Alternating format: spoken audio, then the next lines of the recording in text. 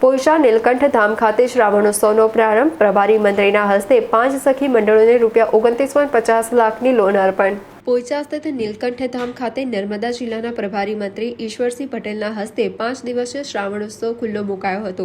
26 થી 30 ઓગસ્ટ દરમિયાન યોજનાર આ મેળામાં મહિલા સ્વસહાય જૂથો દ્વારા નિર્મિત હસ્તકળા અને પ્રાકૃતિક પેદાશો માટે 15 સ્ટોલ ઊભા કરવામાં આવ્યા છે। આ પ્રસંગે મંત્રીશ્રીના હસ્તે 5 સખી મંડળોને ₹29.50 લાખની કેશ ક્રેડિટ લોનના ચેક અર્પણ કરાયા હતા। મંત્રીશ્રીએ પ્રવાસીઓને સ્થાનિક વસ્તુઓ ખરીદી વોકલ ફોર લોકલના સંકલ્પને પ્રોત્સાહિત કરવા અપીલ કરી હતી। કાર્યક્રમમાં જિલ્લા પંચાયત પ્રમુખ અંજનાબેન વસાવા સહિતના મહાનુભાવો ઉપસ્થિત રહ્યા હતા।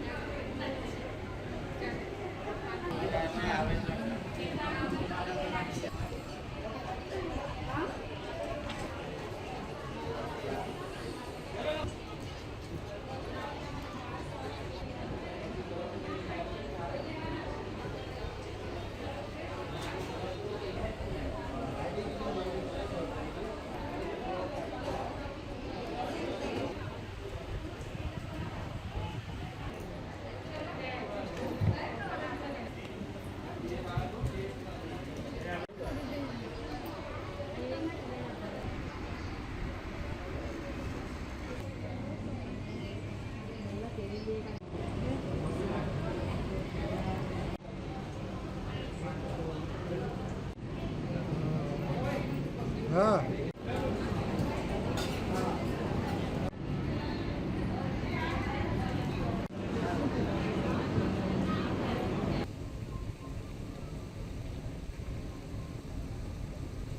નર્મદા જિલ્લાના પોઈચા સ્વામિનારાયણ મંદિર ખાતે શ્રાવણ ઉત્સવની આજથી પ્રારંભ કરવામાં આવ્યો છે। ત્યારે નર્મદા જિલ્લો, તાપી જિલ્લો, અન્ય જિલ્લાઓના સખી મંડળોને પણ અહીંયા સ્ટોલ આપીને એ સખી મંડળો પોતે પોતાની જે ચીજ વસ્તુઓ બનાવી રહ્યા છે, એમાં થેલી હોય, રાખડી હોય, આવી અનેક ચીજ વસ્તુઓ બનાવીને આ સ્ટોલ દ્વારા એ લોકો અહીંયાથી વેચાણ કરવાના છે। સાથે સાથે 5 જેટલી સખી મંડળોને પણ આજે અહીંયાથી ₹29,50,000ના ચેક વિતરણ પણ કરવામાં આવ્યું છે। જોઈએ છે કે બહેનો પણ પુરુષ સમોવડી બને એ માટેના રાજ્યના મુખ્યમંત્રી ભૂપેન્દ્ર પટેલ સાહેબ, ડેપ્યુટી મુખ્યમંત્રી શ્રી હર્ષભાઈ દ્વારા એ જગ્યાએ બહેનો પોતે પણ આર્થિક રીતે પગભર થાય એ પ્રયાસ રૂપે આજે અહીંયા ₹29.5 લાખના ચેકો 5 સખી મંડળને આપવામાં આવ્યા છે। આવનારા દિવસોમાં ભાઈઓની સાથે સાથે બહેનો પણ પોતે આર્થિક રીતે કમાણી કરે અને ઘરની અંદર એની આર્થિક રીતે આવક પણ વધે એ પ્રકારના સરકારના પદે ત્યારે આજે અહીંયા ખૂબ ખૂબ શુભેચ્છા પાઠવું છું। તમામ સખી મંડળની બહેનોને પણ પોતે ચીજ વસ્તુ વધારે બનાવીને વધારે બલ્કની અંદર એનું વેચાણ થાય, બહેનોને પણ ખૂબ અભિનંદન છું। આવનારા દિવસોમાં આપ પણ ખૂબ આગળ વધો, આર્થિક રીતે મજબૂત થાવ એ શુભેચ્છાઓ।